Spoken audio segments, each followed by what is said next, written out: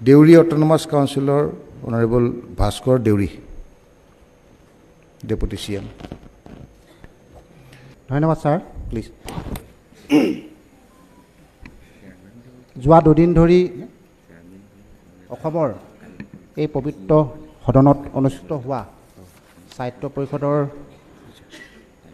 যি সন্মিলনী সভা উপস্থিত পৰম শ্ৰদ্ধাৰ উপাধ্যক্ষ মাননীয় নোমল মমিন ডাঙৰীয়া আৰু এই সভাত উপস্থিত সকলো কাউন্সিলৰ মুখ্য কাৰ্যবাহীসকল, উপমুখ্য কাৰ্যবাহীসকল, অধ্যক্ষসকল, উপাধ্যক্ষসকল, এক্সিকিউটিভ মেম্বাৰসকল তথা সাধাৰণ সদস্যসকল, পোনপ্ৰথমে মই অসম চৰকাৰৰ মাননীয় অধ্যক্ষ বিশ্বজিৎ দৈমাৰী ডাঙৰীয়াক ধন্যবাদ জ্ঞাপন কৰিছোঁ যে এনেধৰণৰ যি সভাই আমাৰ কাউন্সিলবিলাকৰ যি সমস্যা, সেই সমস্যাবিলাক উত্থাপন কৰিবৰ বাবে এটা সুযোগ দিয়াৰ বাবে। আগৰ বক্তাসকলে কাউন্সিলবিলাকৰ যি সমস্যা, সেই সমস্যাৰ বিষয়ে অৱগত কৰিছেই আৰু সেই সমস্যাবিলাকক মই সমৰ্থন জনাই তাৰে কিছু সমস্যাৰ বিষয়েও মই আপোনাক জনাব বিচাৰিছোঁ। যিটো আমাৰ ভূমি যিটো অধিকাৰ, যিহেতু উপাধ্যক্ষ মহোদয়, মই যিহেতু আমি বনগাঁৱৰ পৰা বিলং কৰোঁ, যিটো আমাৰ যিখিনি জনজাতিসকল প্ৰায় বনগাঁৱত বসবাস কৰে, এই বনগাঁওবিলাকত যেতিয়া কাম কৰিবলৈ যাওঁ আমি কিছু অসুবিধাৰ সন্মুখীন হওঁ। মই বিশেষকৈ কিছু দিনৰ আগতেই যিহেতু মোৰ যিখন মধুপুৰ দেউৰী গাঁও, এইখনত যোৱা ৭৫ বছৰে আমি তাত বসবাস কৰি আছোঁ, কিন্তু তাত এটা শ্মশানশালী নাই। কিন্তু সেই শ্মশানশালী বনাব যাওঁতেই কিন্তু ফৰেষ্টে আমাক পাৰ্মিশ্যন নিদিয়ে। এতিয়া যোৱাকালি আমাৰ মাননীয় মন্ত্ৰী ডাঙৰীয়াই কৈছে যে আমি থানঘৰবিলাক বনাব যাওঁ, কিন্তু সেই থানঘৰবিলাক বনাবলৈ গ'লেও কিন্তু আমাক পাৰ্মিশ্যন নিদিয়ে। যোৱা কিছুদিনৰ আগত অসম দৰ্শনৰ আধাৰত আমাৰ থানঘৰবিলাকক ৫ লাখ টকাকৈ যিটো দিয়া হৈছিলে, কিন্তু সেই কামটো কৰিবলৈ যাওঁতে ব্লক অফিচত যিহেতু মাটি ব্যৱস্থাটো আগতেই লাগে, কিন্তু আজি সেই মাটিটো কিন্তু ফৰেষ্টে আমাক পাৰ্মিশ্যন নিদিয়ে। গতিকে মই ভাবোঁ এনেধৰণৰ সমস্যা সকলো কাউন্সিলতে আছে বুলি মই ভাবোঁ, কিন্তু সেইটো কাৰণে মই ভাবোঁ যিটো ভূমিৰ অধিকাৰটো কিন্তু উপাধ্যক্ষ মহোদয়ে আমাক কিন্তু কাউন্সিলবিলাকক প্ৰদান কৰিব বুলি মই আশা ৰাখিলোঁ। আৰু এটা বিষয় আছে আমাৰ, যিহেতু অসম চৰকাৰে কাউন্সিলবিলাকক পুঁজি আবণ্টন দিছে, অসম চৰকাৰে পুঁজি আবণ্টন দিছে, কিন্তু আমি সেই পুঁজিবিলাক আমি কেনেকৈ খৰচ কৰিম?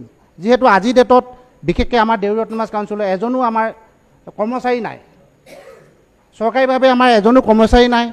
গতিকে মই ভাবোঁ যদি চৰকাৰীভাৱে আমাৰ এজনো কৰ্মচাৰী নাই, আমি এই ফাণ্ডবিলাক কেনেকৈ ইউটিলাইজ কৰিম? গ'লে মই উপাধ্যক্ষ মহোদয় আপোনাৰ যোগেদি মই অসম চৰকাৰক বিশেষকৈ অনুৰোধ জনাব বিচাৰিছোঁ যে আমাৰ কাউন্সিলবিলাকৰ উপযুক্ত যি আমাৰ কৰ্মচাৰী যিটো দৰকাৰ, সেইটো কিন্তু আমাক খুব অতি সোনকালে আমাক প্ৰদান কৰিব লাগে বুলি মই আপোনাক দৃঢ়তাৰে আমি অনুৰোধ জনাইছোঁ। আৰু এটা কথা উপাধ্যক্ষ মহোদয়, যিহেতু বৰ্তমান আমাৰ যিসকল মেম্বাৰ আছে, যিটো আমাক অনাৰিয়াম হিচাপে যিহেতু দিয়ে, সেই অনাৰিয়ামটো একদম কম নগণ্য, মেম্বাৰবিলাকক 25,000 টকা দিয়ে।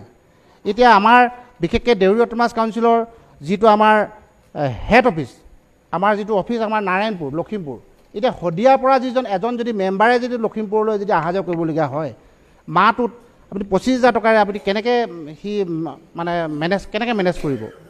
গতিকে মই ভাবোঁ আমাৰ বিশেষকৈ আমাৰ মেম্বাৰসকলৰ যিটো আমাৰ অনাৰিয়াম, যিটো আমাৰ দৰমহাটো যাতে বৃদ্ধি কৰে, তাৰ আশা ৰাখি আপোনাৰ যোগেদি আমি অসম চৰকাৰক মই অনুমোদন বিচাৰিছোঁ।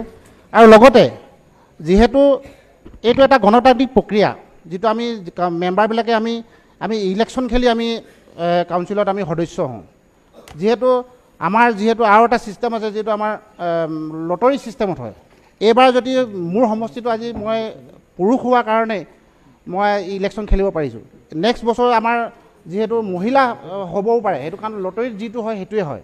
গতিকে মই ভাবোঁ আমাৰ কাউন্সিলৰ যিসকল মেম্বাৰক যাতে আমাৰ যিটো পেঞ্চনৰ কথা উপৰোক্ত বক্তাসকলেও কৈছে সেইটো যাতে গৃহীত কৰে বা অসম চৰকাৰে আমাক প্ৰদান কৰে, সেইটো আপোনাৰ যোগেদি মই অসম চৰকাৰক অনুৰোধ জনালোঁ। তাৰ লগে লগে আৰু এটা আমাৰ সমস্যা হৈছে, যিখিনি আমাৰ CM বা ডেপুটি CM বা আমাৰ এক্সিকিউটিভ মেম্বাৰ অধ্যক্ষ নিজৰ নিজৰ এটা ডিপাৰ্টমেণ্ট থাকে। এতিয়া সেই ডিপাৰ্টমেণ্টৰ যিবিলাক আমি কাম আমি বিভিন্ন জেগাত, যিহেতু আমাৰ দেউৰী অট'নমাছ কাউন্সিল প্ৰায় আমাৰ 10খন জিলাত আমাৰ দেউৰী অট'নমাছ কাউন্সিলখন আছে।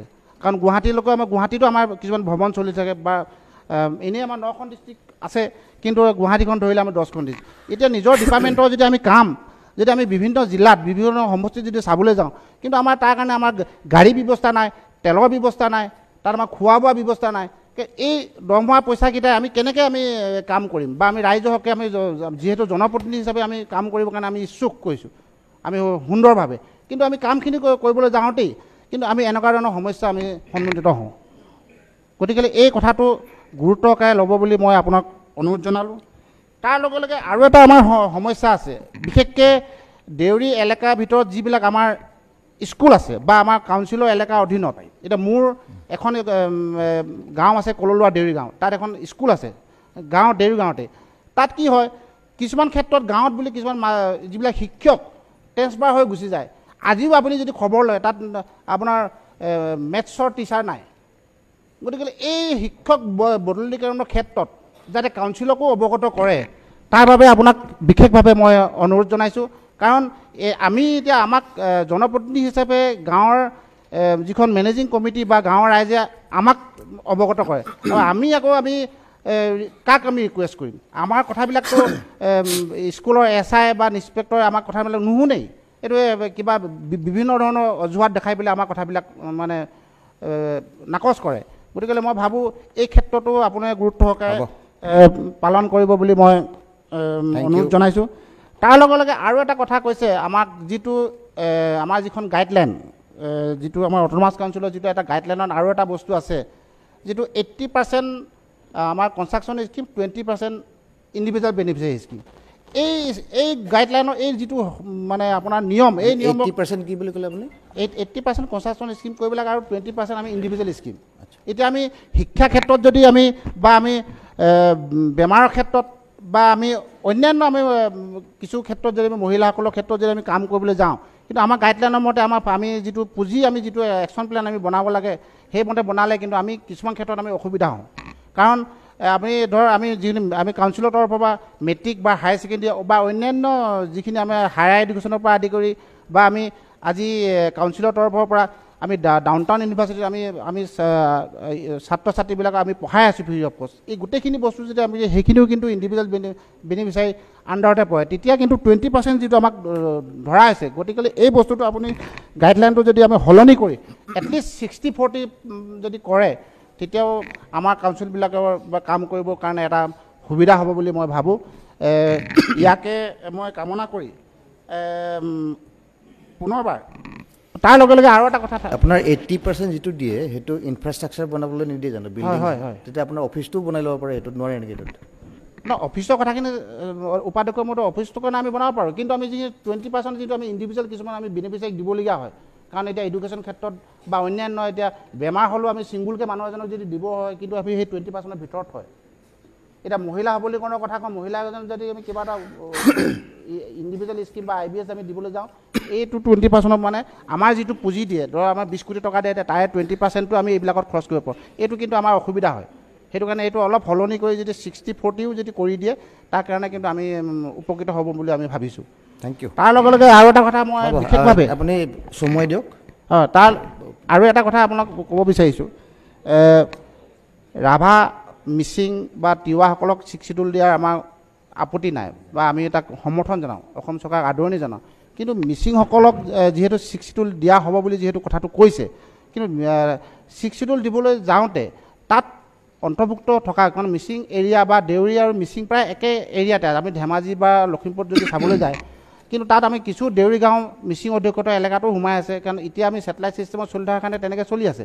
কিন্তু যদি 60 ফুট দিবলৈ যায় তাত থকা দেউৰী গাঁওখিনি কি হ'ব কিবা আমি ধুঁৱলি কলি অৱস্থাত আছে কিন্তু আমি ক্লিয়াৰিফিকেশ্যন এটা পালে আমাক কাউন্সিলক জনালে আমি ভাল পাম তাকে কৈ পুনৰবাৰ আপোনালোকক ধন্যবাদ জনাই মোৰ চমু দুআষাৰ সামৰণি মাৰিছোঁ ঠিকে আছে আপোনাৰ মেজৰ প্ৰব্লেমটো হৈছে 2080ত এইটো সেটেল হৈ গ'লে আপোনাৰ মোটামুটি প্ৰব্লেমবিলাক সলভ হৈ যায় নহয় জানো 20% 80% যিটো আছে এইটোতে আপোনাৰ মেজৰ প্ৰব্লেম বাকী বনগাঁৱৰটো এইটো কমপ্লেক্স এটা হেৰি গভৰ্ণমেণ্টৰ কিছুমান এনভাইৰমেণ্টেলৰ ক্লিয়াৰেঞ্চ এইবিলাকৰ গোটেই কথা আছে শ্মশান দিলে পলিউশ্যন হয় নে কিবা কিবি এই ফেক্টৰবিলাক থাকিব ডেফিনেটলি এইটো ডিছকাশ্যনৰ এটা প্ৰভিজন আছে আৰু স্কুলৰ যিটো কথা কৈছে আপোনালোকৰ ISA কথা নুশুনে আপুনি ডিৰেক্টলি মিনিষ্টাৰৰ লগত কণ্টেক্ট কৰক কাৰণ ডেম'ক্ৰেটিক কাউণ্ট্ৰি এখনত আপোনাৰ কথা যদি নাই শুনাৰ লগে লগে হায়াৰ এডুকেশ্যনৰ হেৰি কৰি কাৰণ আপোনাৰ শিক্ষামন্ত্ৰীগৰাকী দেখোন আপোনাৰ এই হেৰি তো গতিকে definitely you have to be little beet